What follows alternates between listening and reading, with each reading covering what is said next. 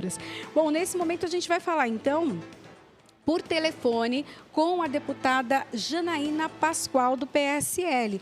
Olha, ontem, né, teve o lançamento da Frente Parlamentar pela celeridade na adoção de bebês aqui na Assembleia Legislativa do Estado de São Paulo. Deputada, boa tarde, seja bem-vinda e fale um pouquinho para a gente como que foi esse lançamento.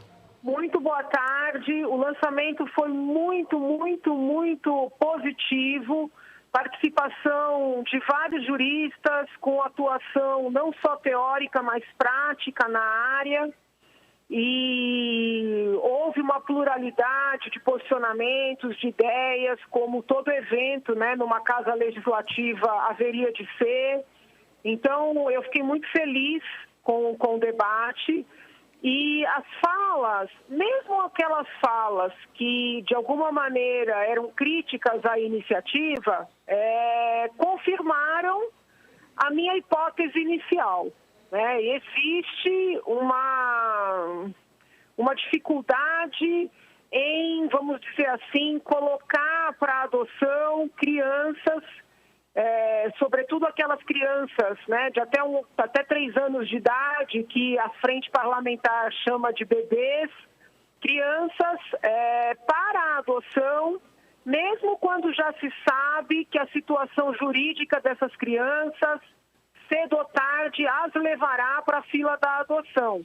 Tá? Eu, quando propus a frente, coloquei na exposição de motivos e falei em plenário que eu tinha um sentimento mesmo de que muitas crianças pequenas, né, muitos bebês que são colocados em famílias acolhedoras ou mesmo em instituições acolhedoras, né, os antigos abrigos, já poderiam ser postos, ainda que provisoriamente, aos cuidados de famílias que estão na fila para adoção, porque já começariam a criar vínculos e teriam maiores chances de uma adoção definitiva. Né? E hoje o que a gente tem é o seguinte: quando há uma discussão jurídica em torno de um bebê, esse bebê é posto numa família acolhedora ou numa instituição acolhedora.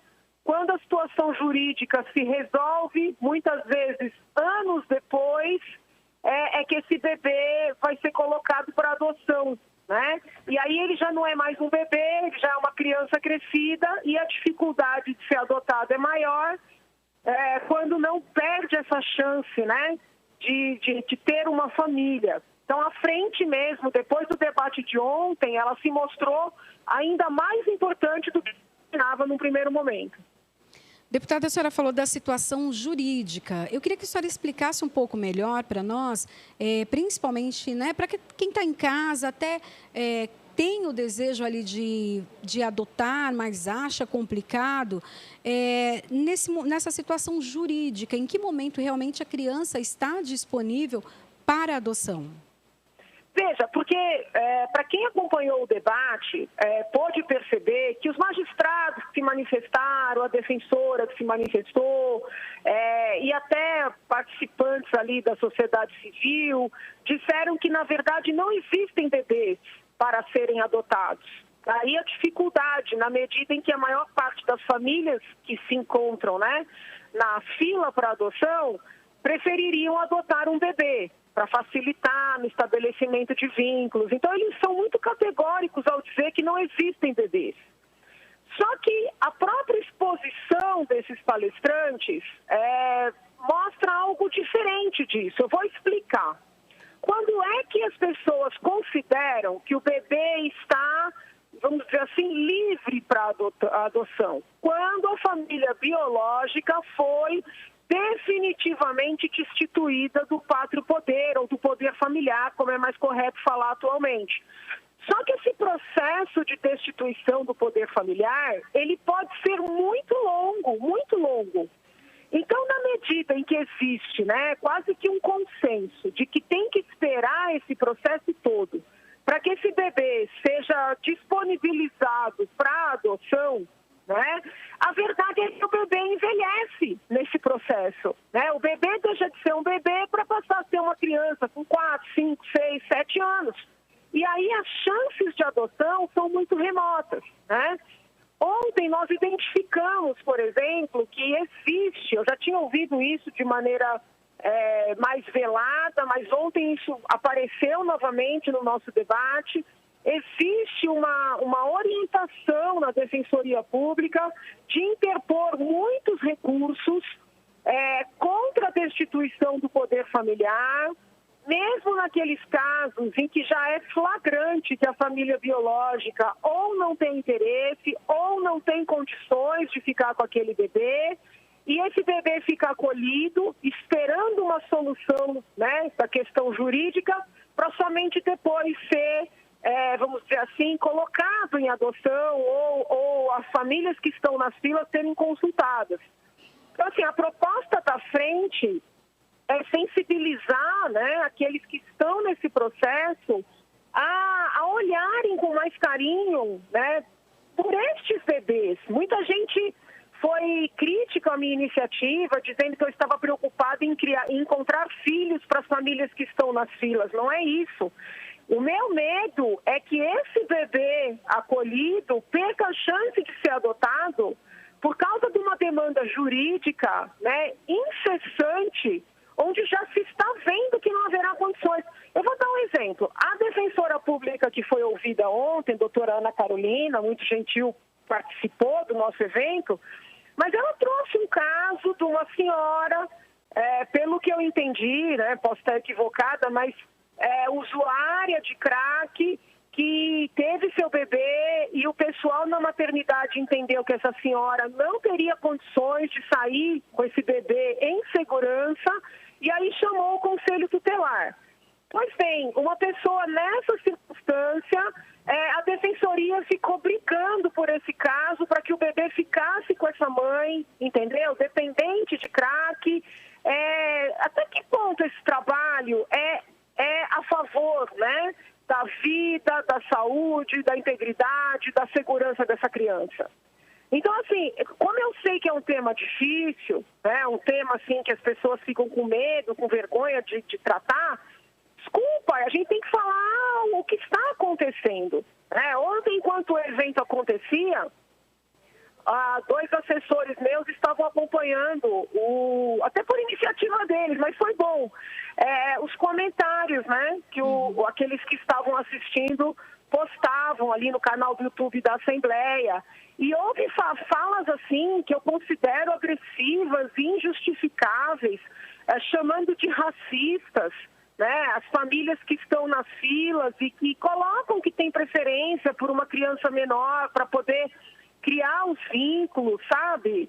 Então, assim, uma agressividade, defender a adoção tardia, defender a adoção de crianças com deficiências é algo muito nobre, é algo que eu também defendo, eu apoio, mas eu não acho que quem defende essa causa, que é nobre, tenha o direito de agredir as famílias que, honestamente, né, colocam na ficha de inscrição aquela situação que lhes traria uma condição melhor, né, de criarem uma família com essa criança a ser adotada.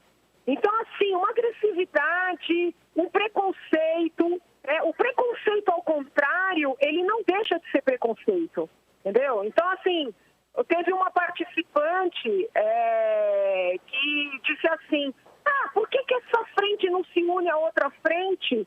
Que tipo de bebês essa frente está defendendo? Eu falei, olha, as frentes todas defendem a adoção tardia, defendem a adoção de crianças com deficiência, nós também defendemos, mas nós estamos aqui defendendo aqueles bebês que já poderiam estar disponibilizados para adoção, mas ficam esquecidos, né? Ficam esquecidos, porque hoje o politicamente correto é só falar em adoção tardia.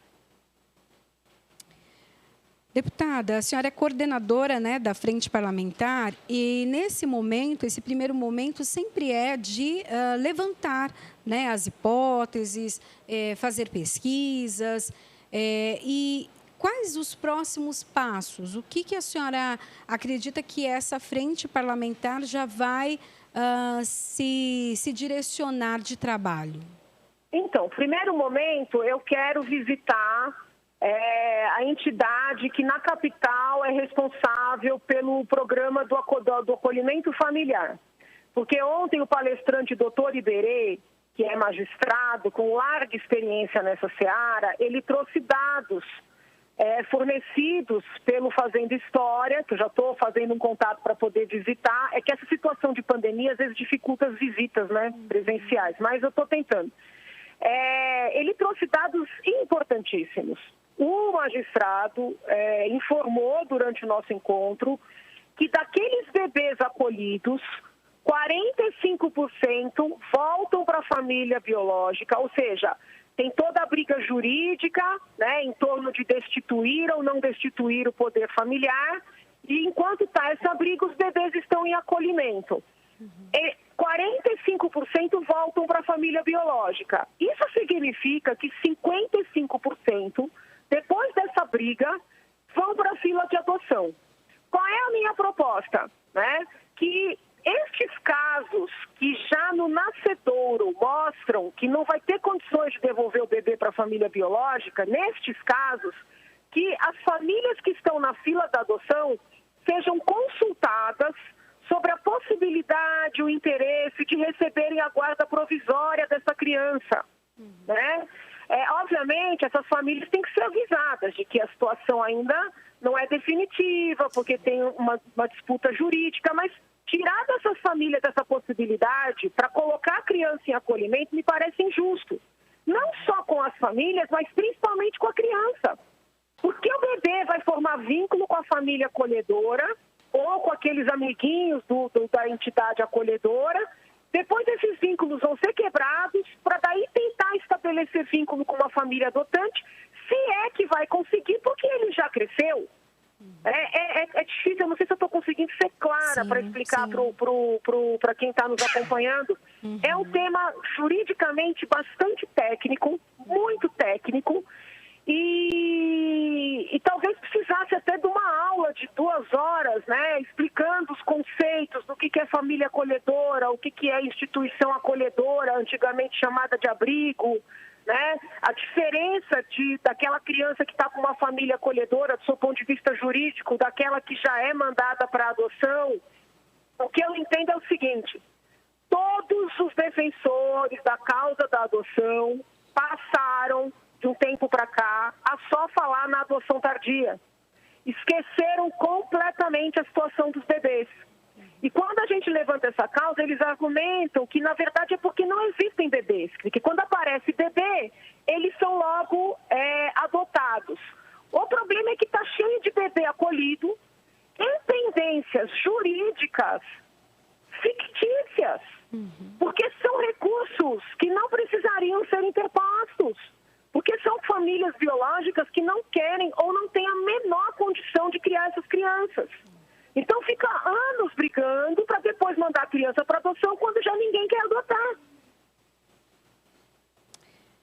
Deputada, eu agradeço a participação da senhora e explicar para a gente também um pouco mais sobre essa frente parlamentar, o trabalho dela e principalmente a importância dela.